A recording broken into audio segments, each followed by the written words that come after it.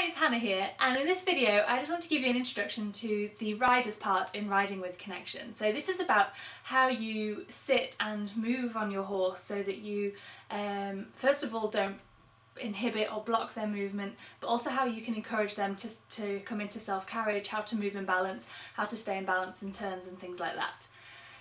So it's a really important piece of the riding puzzle. I learned a lot of these techniques from James Shaw, who teaches Tai Chi for equestrians, and that was really helpful. But I've also picked up a lot of different bits and pieces from all over the place and played with it a lot as well to really kind of, find out what works for me and for my students. And for me, a really important part is how it fits in with the training. So the riding piece alone isn't enough. You've got to have all the understanding of the motivation and the rewards and the relaxation and how everything works together. So for example, the training teaches what I call external cues or aids. So these are things like moving forward from your leg, or turning from a rein cue, or if you put your leg back, that means to turn the quarters over, things like that. And this riding stuff is what I call internal cues. So these are things that you don't have to train your horse to respond to, they'll respond to naturally. So it's things like they'll follow your breathing, and they'll follow the rhythm of your seat, and they'll follow your weight aids, and understanding how all these bits and pieces come into play, and your horse will respond naturally to those.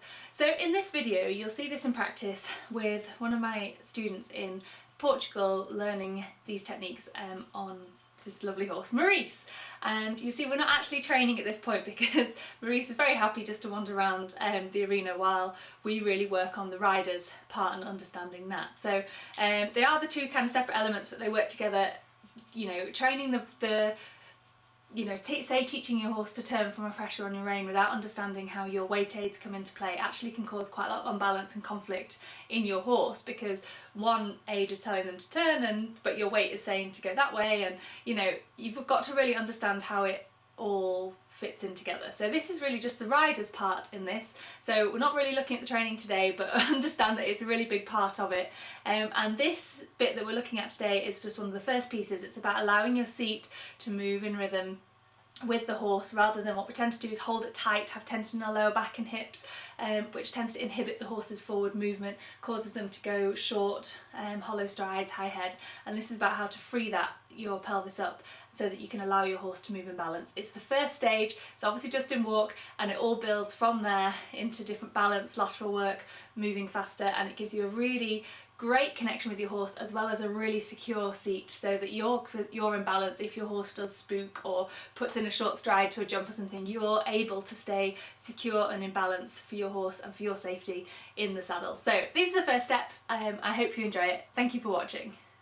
This is Rachel riding Maurice. Now Maurice tends to go with a high head, hollow back and short strides. In this lesson I teach Rachel how to use her body to help Maurice relax, extend his neck, lift his back and lengthen his stride. As the horse moves, his ribcage swings a little with each stride. A relaxed pelvis, so hips and lower back, will follow that movement. So as one seat bone rises, the other one drops.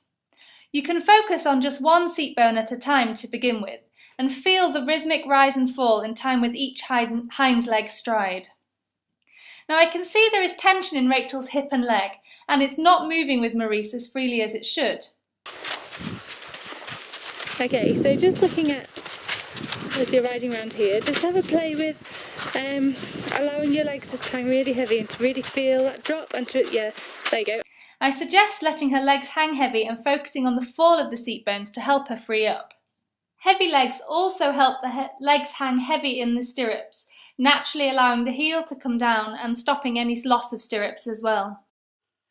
Okay, so if you watch her thigh and also where Rachel's jumper meets her jodhpurs, you'll see the movement, and you can see she's really released down this corner. So as so her seat bone is moving up there as he pushes off, and then dropping down and up and dropping down and up and dropping down, and there's a lot of movement in her pelvis. It's going with Maurice's movement. Again, you can see it as she comes around here you can see the thighs almost be rolling up and forwards on each stride and then dropping down and back. So there we've got the up and forwards, down and back, up and forwards, down and back. That's the seam of her jodhpurs you can see rolling there, and then the hip, the seat bones being lifted.